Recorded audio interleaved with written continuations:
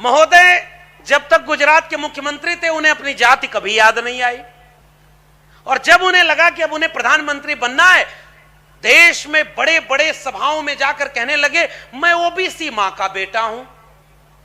Fake OBC हैं वो। 2002-3 के आसपास अपनी जाति को अपने से जुड़वाया है, इसलिए वो दर्द नहीं समझते, वो दर्शन नहीं समझते, वो मकसद नहीं जानते।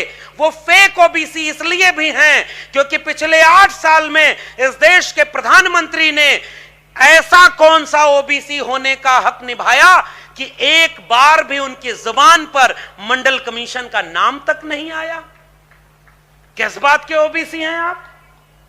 इस देश की आधी आबादी, मैं भारत के संविधान के बाद जिस एक दस्तावेज को हम जैसे लाखों लाख नौजवानों के मुस्तकबिल को बदल देने वाले दस्तावेज के रूप में देखता हूं, इस मुल्क को बदल देने वाले दस्तावेज के रूप में देखता हूं, तो भारत के संविधान के बाद वो दस्तावेज है मंडल कमीशन की रिपोर्ट। वो न होता तो भारत ऐसा कभी नहीं होता। आप उस कमीशन की रिपोर्ट का नाम तक नहीं लेते। मंडल कमीशन की रिपोर्ट कहती है 52% आबादी, 52% उसको हक मिलना चाहिए।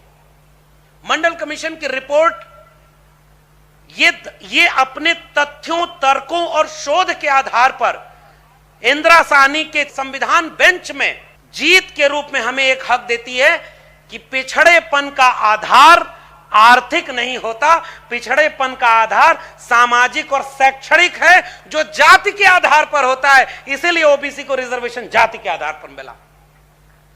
मैं सवाल करता हूं इस मुल्क के निजाम से कि महोदय आप ओबीसी हैं, मैं तो उम्मीद भी नहीं करता इस देश के प्रधानमंत्री जी से कि आप ओबीसी होकर के कभी आप छत्रपति शाहू जी को याद करेंगे, कभी आप ज्योतिबा फूले को याद करेंगे, कभी लोहिया को याद, लेकिन याद करते हैं। वो है ना, हर आदमी में होते हैं 10-20 आदमी जिसको भी देखना हो कई बार देखना।